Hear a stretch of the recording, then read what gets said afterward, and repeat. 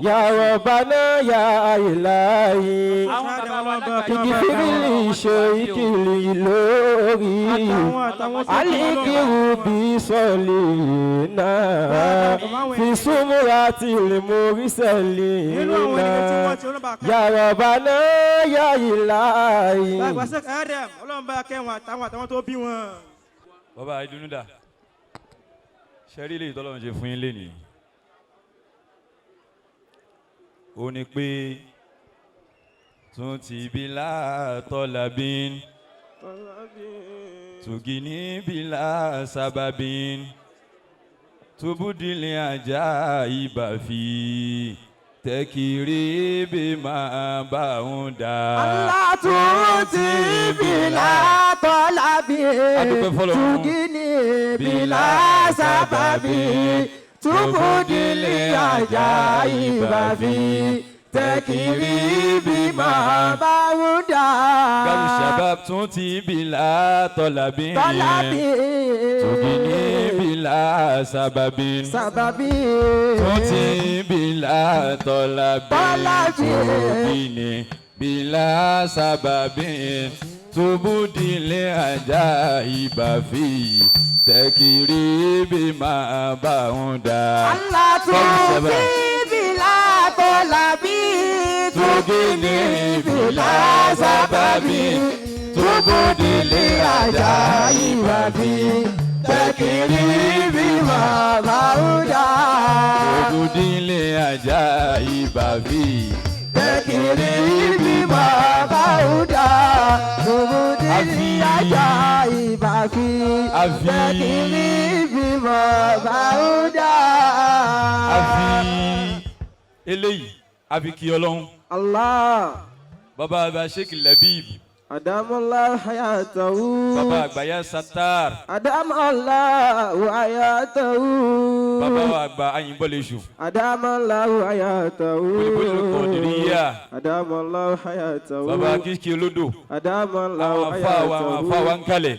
Adamallahu hayatahu. Eléyìí tọ́lọ́run ṣe fún wa yìí, a béèrè ógọ́ fọlọ́run kó fún wa ní o. Subhana rabbika. Afẹ́lẹ́ ìkẹyìn àgbàlagbà ń kalẹ̀. Rabbil izzati amma yasifuna wa salamun alal mursalina walhamdulillahi rabbil alamin. Lẹ́yìn tá a wá mú kíkí náà bó ti wá, tá a bá wo oore tọ́lọ́run ṣe fún wa lénìí, ẹ̀yin àfa àwọn kí o, bàbá àgbà Tọ̀ntọ́wí Almudira Tọ̀ntọ́wí. Oore tí Ọlọ́run bá ṣe fún wa lénìí, oore ilé, a ti wá rántí ọdún mẹ́jọ tí ìyá wa ti fayé lẹ̀. Omi tí Aridunnu bá dá wà, ìwò kan máa wà lọ́kàn wọn tí ò lè jiná mọ́. Iná ni àwa kìdáwọ́mọ́nì ṣe ìtàn ìyá wọn, ìtàn tó ṣe wípé òní tọ́ílẹ̀tì àkọ́kọ́ tí wọ́n kọ́kọ́ lò. Omi iná ni àwa kìdáwọ́mọ́nì ṣé ẹ̀yìn ìyá wọn la fẹ́ wí tó jẹ́ bẹ́ẹ̀dì àkọ́kọ́. Omi iná ni àwa kìdáwọ́mọ́nì rẹ́sítọ́rántì àkọ́kọ́ ọmú ìyá yín ṣé òun la fẹ́ sọ ẹ̀ lè rí mọ́. Omi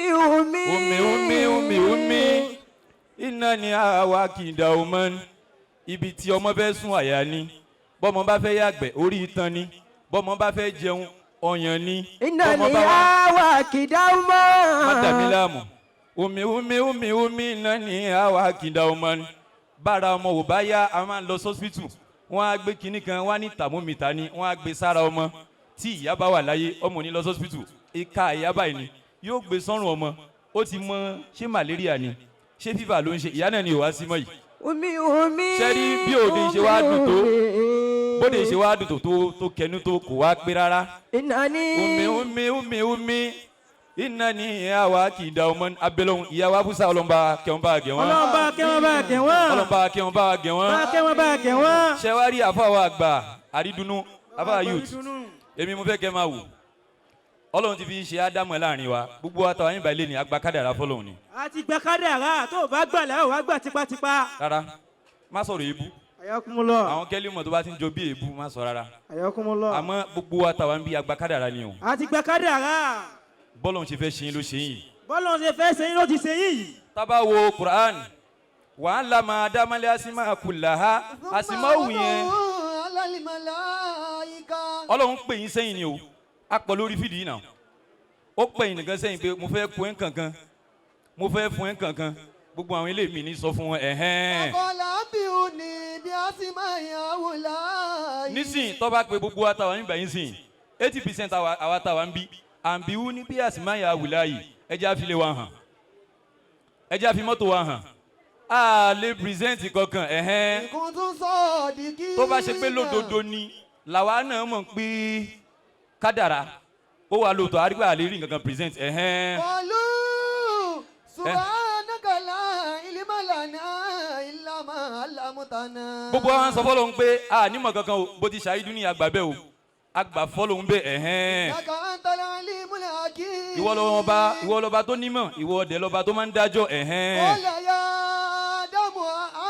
ádámù àǹbì o bí a sì máa ìhé. ọlọ́run wa ní àrídùnnú ó yá fi hàn wọ́n ó yá máa sọ fún wọn bá a ti ń ṣe ó yá máa ṣàlàyé fún wọn àtàfà àgbà ẹ gbọ́ àtàfà àgbà tó ti jáde lé kéwú kẹ tó dáyé àrídùnnú sọ fún wọn ẹ̀hẹ́n àtàfà àgbà tó ṣe wípé òun ló kọ yín àrídùnnú sọ fún ẹ̀hẹ́n. ọ̀làmà bá òun bí a sì máa ìhé. nígbà tẹ wá dé tẹ wá ní umura ẹ wá ń lọ umura bẹni tó lọ Ṣàngó ẹ ń para umura bẹni tó lọ kí àìmọye ibú ní ìwà ilé yẹn ọlọ́run ní rárá bí mo ti fẹ́ ṣe àrídùnnú ni ẹ̀hẹ́n. kọ́lá alamu akólakùn ìní alamu gébà sáwà ọlọ́run wá fún gbogbo wa wàlà àrùn. ọlọ́run náà lòun mọ kọ̀kọ̀ táwọn èèyàn bá fẹ́ wá máa fa ọ̀rọ̀ bí ò ti kọ́ fa tó bá ní kílódétà àti ẹ̀fí wá gbà pé bọ́lọ́run ti ṣe akí ìwọlé afọwàgbà láti Markaz ẹ̀hẹ́n.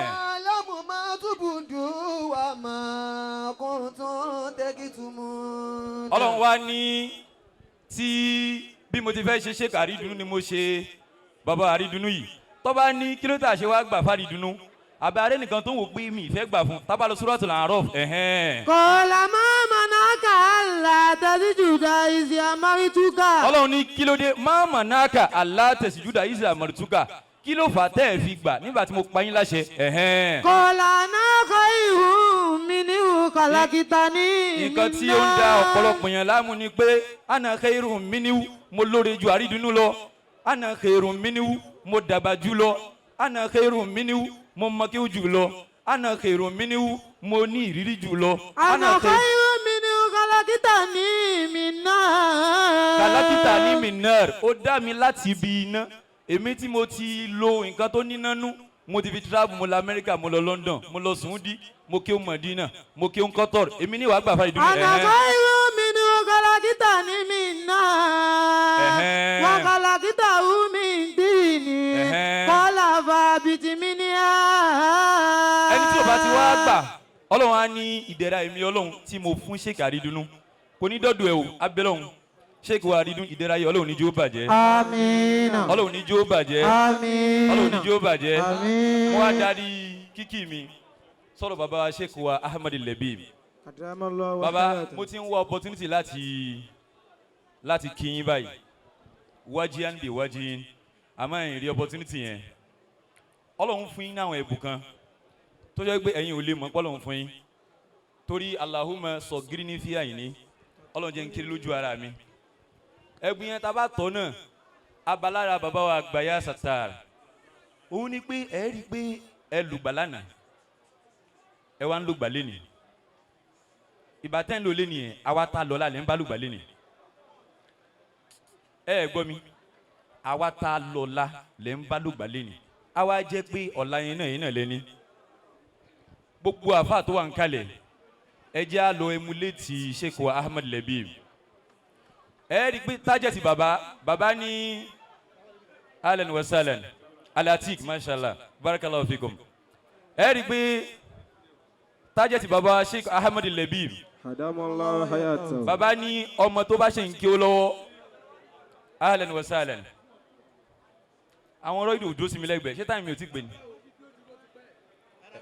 ó ti pé báyìí naam alatik allen wasalan ẹ rí i pé Sheikh wa Lebib bàbá ní ọmọ tí ó bá ń kí ó lọ́wọ́ kò bá wà ní awali dadi tó bá pè mí sóde tí ń bára yìnyín wá bàbá ní tó bá gba hòtẹ́ẹ̀lì fún mi màá mọ̀ pé o fẹ́ impress mi ni jẹ́ kí n sunu mọ́tò jẹ́ kí n sìn ẹ́ ẹ rí i pé bàbá ń gbẹ́ ìnìyàn mu ó wá ń bá ọ̀la mu àwa tá à ń lò bá lọ́wọ́ ẹ má jà tẹ̀lé níyàwó sórí kọ́ọ̀lù tó gbé tó bá ti mọ̀ pé wàá gbé kọ́ọ̀lù yẹn wàá sọ̀rọ̀ sí ni ẹ̀ kúkú má gbé kọ́ ní tọ́ ẹ bá ti pè wọ́n ní gbé kọ́ọ̀lù ẹ̀ ló ta ló ń sọ̀rọ̀ ok wàá kọ́ọ̀tù fún un rárá o kò ní pẹ́ tán ọlọ́run kò ní pẹ́ tán wàláì kò kí ń pẹ́ àmọ́ tó o bá ti bá àwọn ọ̀dọ́ ẹ wo báyìí jókòó yìí ẹ wo àwọn kan lẹ́yìn àgbo báyìí ayagunla sheik walabi ní ọ̀rọ̀ tẹ́ máa ń sọ náà ní fi kin ṣẹ́gbẹ́ tá a bá wo agbo yẹn kọ́lẹ̀ tóbi jù baba yẹn satar ẹ̀yin kọ́lẹ̀ tóbi jù àwa la jẹ́ tóbi tó bá taba fi wá ṣe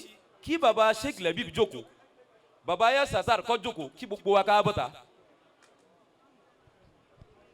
ẹ jẹ́ bọ́ta ká máa lọlé bẹ́ẹ̀ ni wọ́n ti ẹni bẹ́ẹ̀ ni mú mọ bẹ́ẹ̀ ti ń sọ ẹ̀ náà lọ́lọ́ ní kẹ́hìn náà láwa kọta wa lẹ́yìn táwa náà tí mò ń sọ díẹ̀ wọn ò ní bọ̀tọ̀ ọ̀rọ̀ là ń sọ ẹjẹ́ àkọ́ gbọ́ ni ó tọ̀rọ̀ tó koro ní ẹjẹ́ àgbọ́ ni àwa lè sọ torí ẹ̀yin náà ni àfa wa ẹ̀rẹ̀ ní fẹ́ kí nǹkan ṣe wa ìkọ̀kọ̀ dẹ̀ ní ṣe wa bàbá Sheikh Labib ọ̀rọ̀ yìí náà la fi kí mo wá fẹ́ káwọn emulate ẹ̀yin méjèèjì ẹ̀yin tẹ́ ń bọ̀ lẹ́yìn emulate lọ́jọ́ kan mo pe Sheikh wáyé satar wọn ò mọ̀ pé mi ni dìísìn mo wá miss call mi lọ́jọ́ bẹ́ẹ̀ dé yín mo wá kí ẹ wá kọ̀ tó ń padà ẹ wá pè ń padà bíi 10 minutes later salamu aleykum mo miss call yìí ni mo ní ẹ ti bá mi sọ̀rọ̀ lẹ́ẹ̀kan ẹ má bínú o mo fẹ́ pè padà ni ẹ má rántí bẹ́ẹ̀.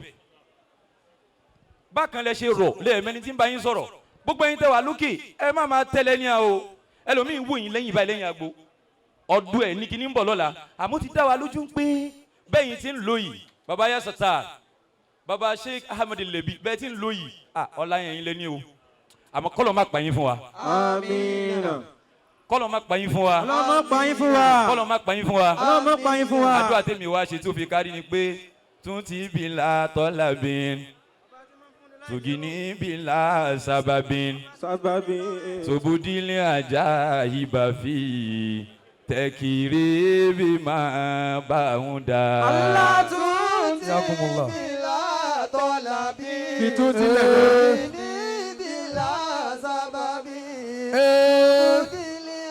tútílẹ̀ fi tútílẹ̀. tagiri kò ní bàjẹ́.